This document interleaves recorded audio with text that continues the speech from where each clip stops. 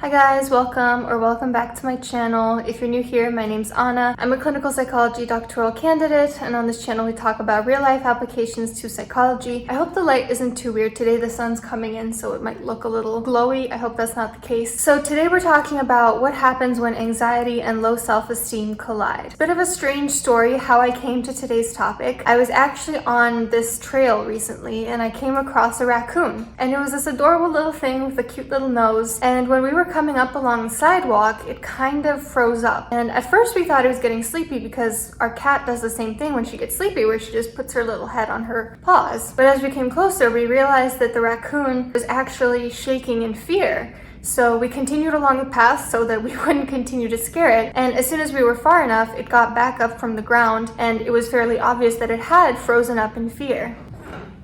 Candy, speak of the devil.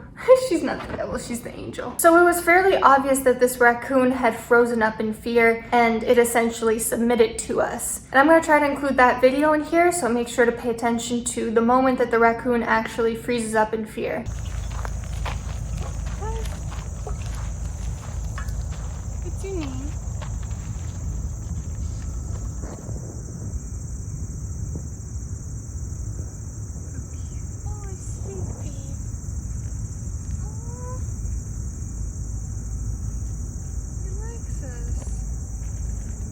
And so this anecdote got me to thinking, specifically about the F3 response. I've talked about F3 on this channel before, but in case you're new here, F3 is fight, flight, or freeze. It's how we respond to fearful situations. So when we feel threatened and we feel we're able to surmount the threat, we fight.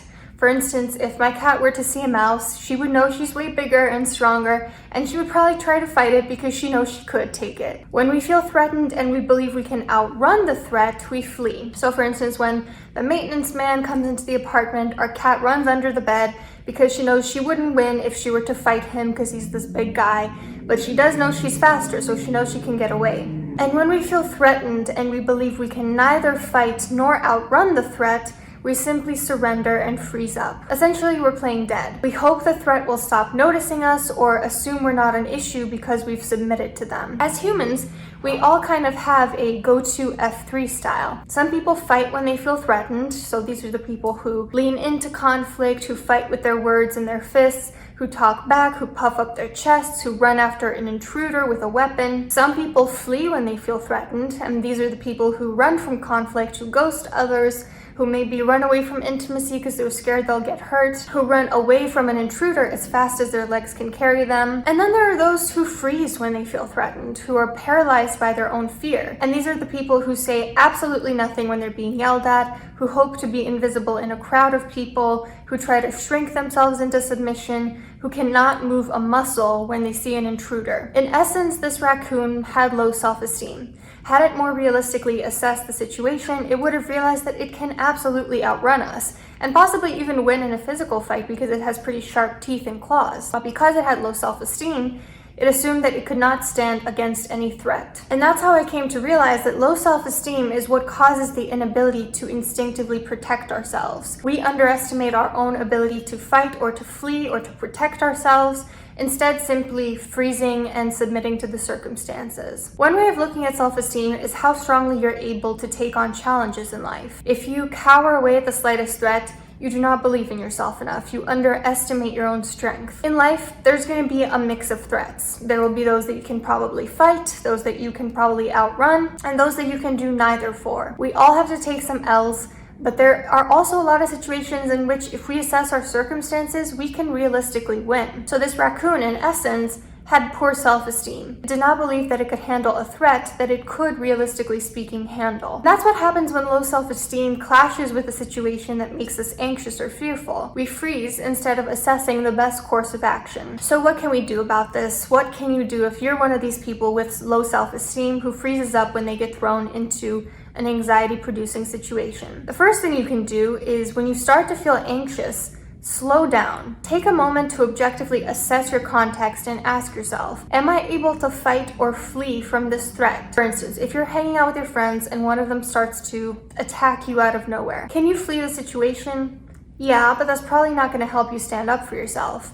Can you fight? Yes, you can. You can firmly say, do not speak to me this way. I've done nothing to deserve this, making the other person retreat, watch their words, and making your friends respect you more. And just a reminder that fighting does not have to mean verbal or physical aggression. If someone is attacking you, fighting means defending yourself, standing up for yourself. And you can absolutely do this without undue force. The objective is to keep yourself safe, not to hurt the other person. So remember to exert force in an amount that is proportional to the attack. I.e., if someone makes a light joke at your expense, maybe don't jump for their throat. It's especially important to remember this because fighting too frequently or too hard can also be a sign of low self-esteem. People who are constantly picking fights and feeling threatened and hypersensitive are usually doing so because they feel the need to defend their fragile self-esteem. So another real-life example. What if you're at an important dinner and someone with greater authority, like let's say the dean of your school, starts confronting you about something? If you know that they have more power than you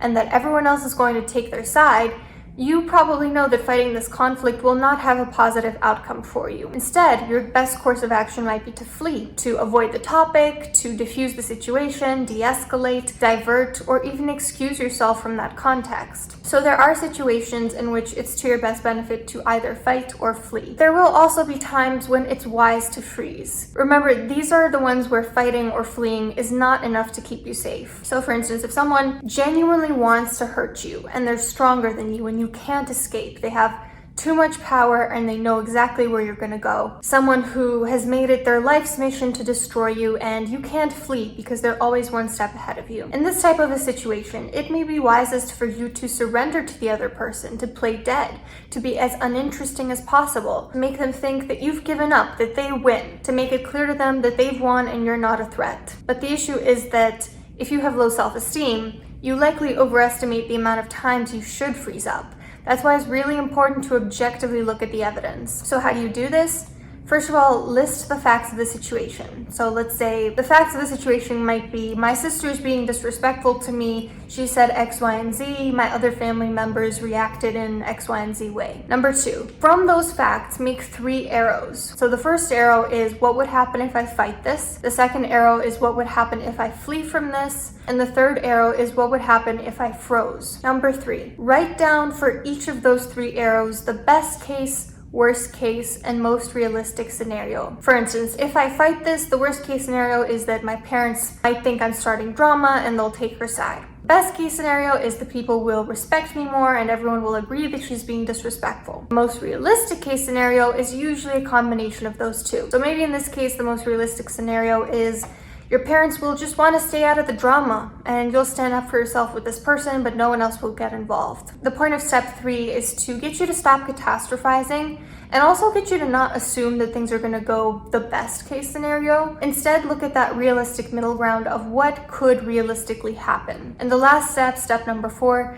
decide which of the 3 most realistic case scenarios has the best outcome and go for that. And now a word from today's sponsor. One result of anxiety is that you are paying less and less attention to your own health. For instance, some studies have actually shown that people with severe mental illness have higher numbers of decayed, missing, or filled teeth. Sometimes you just might not feel like brushing your teeth correctly when you're experiencing anxiety symptoms or some episode of an anxiety disorder. However, this can only make your anxiety worse if it leads to oral issues. Research also shows that anxiety has a negative impact on oral hygiene, such as tooth grinding, for instance. Little known fact, I actually grind my teeth at night very hard. I have a mouth guard for it, and it is basically falling apart. Anxiety can also cause acid reflux and dry mouth. So it's kind of this bi-directional relationship where on one hand, anxiety makes your oral hygiene worse, and worse oral hygiene can worsen your anxiety. In the long term, if you neglect your oral cleaning, it can result in a growth of material in your mouth called dentins. These dentins are generated by the food particles and bacteria in your mouth. So they erode your enamel and damage the nerves in your teeth. At this stage, you might feel a toothache. If by that stage you're still not getting the proper oral hygiene that you need,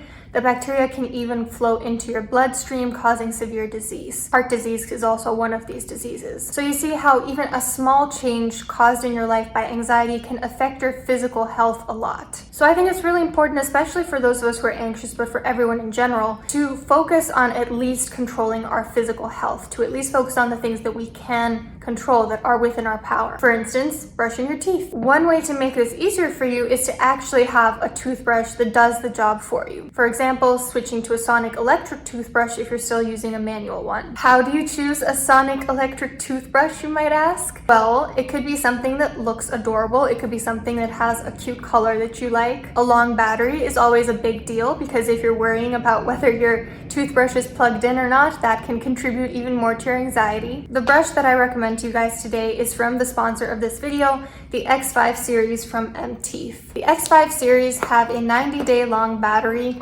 after one charge, and they have 3 modes, which is 1 button. It's very easy to use and the colors are very cute. So this one is kind of like a baby blue, and let me show you the lavender one up close because that one's especially cute. So here we have the handle, and then it comes with the DuPont brush heads and also with the charging cables. So overall, all pretty small. They kind of fit into a tiny box. Doesn't take up very much space. Teeth's ambition is letting more people understand the importance of protecting your oral health. If you want to try their product, switching to an electric toothbrush is always a good idea. As for Teeth, I asked them to provide a 30% coupon for fans of this channel, and they promised a 30-day unconditional return and full refund if you don't like their product, and a 1-year warranty. If you're suffering from oral problems, you have nothing to be worried about by just trying out the product. They're totally worth it. Thank you so much for watching this video. Do try out the sponsor of today's video, and I'll see you next time.